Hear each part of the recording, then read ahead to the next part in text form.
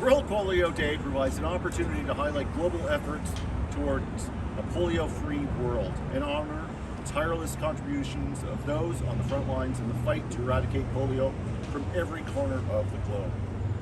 I'd ask our Deputy Mayor, Nicole, to say a few words. Thank you, President Danukas.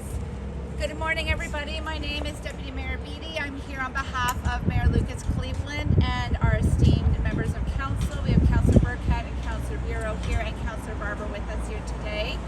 Thank you so much for being here. I remember growing up as a kid, there was two global issues that we fundraised and tried to tackle in school, and that was AIDS and polio. And that was my first exposure and understanding to Rotary. And as I grew up in this community, I was continuing to be fascinated by the mandate of Rotary, what you do globally for issues like polio, but then what you do to help build your own local community. And that's evidence of all the signage and wonderful parks and wonderful community spaces we have around the town. When I was thinking about World Polio Day and being here with you today, there's a word that kept recurring in my mind, and it's an African word, Ubuntu, and it means humanity, togetherness.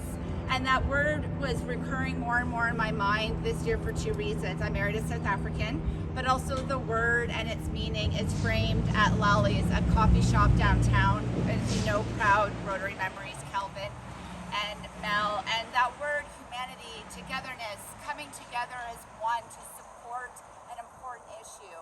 Isn't that the definition of Rotary and what you do for issues, global movements and causes such as polio? So thank you for teaching me the understanding of humanity and what it means to come together.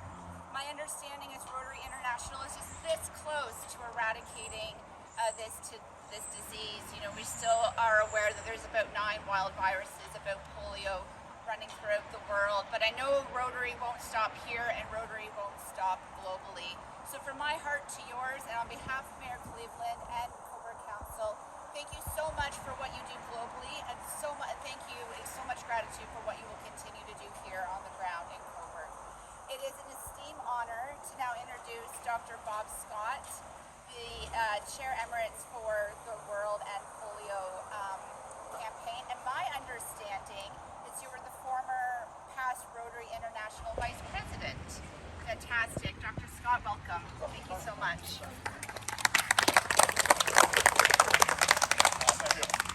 Hold on to Tom just one minute. Yeah. Thank you all for coming. I think everybody has said what needs to be said. It's said we haven't done it. And this is a reminder to us all, and also to the general population, as you see and ask what it's about. We have had 9 cases, as we pointed out already this year, but none outside Pakistan and Afghanistan, which is a great improvement from last year. No other country have involved. So that's a big improvement. The second thing, and it's pretty obvious, is to remind our civic leaders that we like their help and support. And not just in Cobourg, but right across the road, all the civic leaders have been invited to a similar raising of the flag. And thirdly, I'm very conscious of the many, many people who have been involved in this over the last 35 years. Not just Rotarians, people in all kinds of walks of life, particularly in the health field, of course, and particularly the vaccinators. There's more than 100 of them being shot just trying to eradicate polio. So it's in remembrance of them and all the others who have been involved. And now I'm going to attempt to raise this flag. You think that's easy? It's not as easy as it looks. But if I hold on, I won't fall down. I may need some help. Yeah, get him to help you. Oh, good.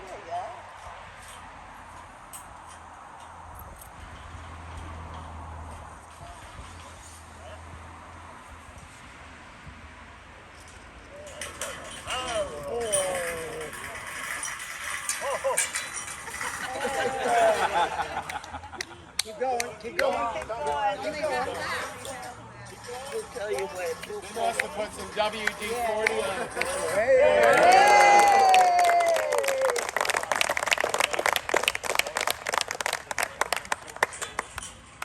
Scott, what does today's event mean to you? Oh, it means everything because it indicates that once again we're trying to remind people that polio is a very nasty disease that affects people and children in particular. It's still around, it's still in the world, and in fact has been in North America within the last 12 months.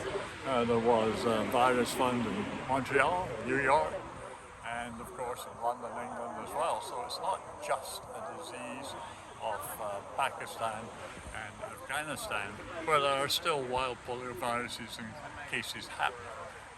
Fortunately, there's only one case in New York. The Montreal virus did not produce a case, thank goodness. But you know, it could come to Coburg any minute. You've obviously you're still greatly in touch with this. Why is it so important to you?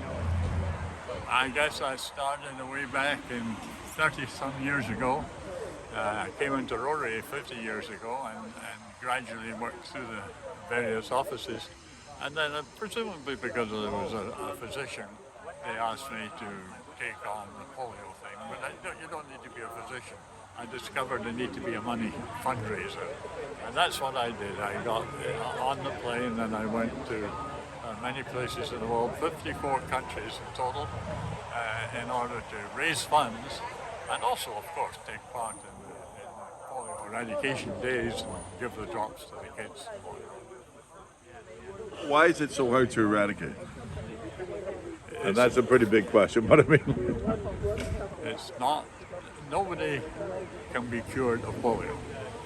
All we can do is prevent it. We have an excellent vaccine that will eradicate it. And that's why it's getting these drops, because we use drops in most of the world. Although in North America and the Western world we use shots now and have done for a number of years. But it's not difficult. The difficulty is getting the drops into the children and getting health units in the third world, particularly Africa countries, to do it. you were saying today that this day means a lot to you, but even the people that have really given their lives, because you were That's saying right. 100 people have been shot just even doing this? Yes, indeed. In fact, I was on a group that looked into all the deaths for a while, and while I was in that seat, over 100 were shot dead. And all that we're doing was giving these life-saving drops to the kids. Just one story I can tell you. A man, a teacher, running a school, he was shot. So we arranged it, and they're very, very poor. And so we arranged to have some funds given to him. And I went to give these funds. And he was very grateful. Poor old man, limping.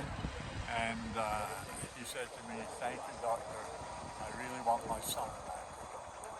It was heartbreaking. And that's the sort of stories we have to tell. And these are the sort of people we have to remember today as we raise the flag. You have done so much for hundreds, thousands, millions of people. At the end of the day, you have to be proud. Oh yes, I am quite proud of what I've done, but not just personally, but I've been able to ask other people and have them do it. And I think I'm proud of that. Prouder of that than the honours I've received, etc. It's nice that hopefully my legacy will be polio ended and we're on to the next thing and people will have learned what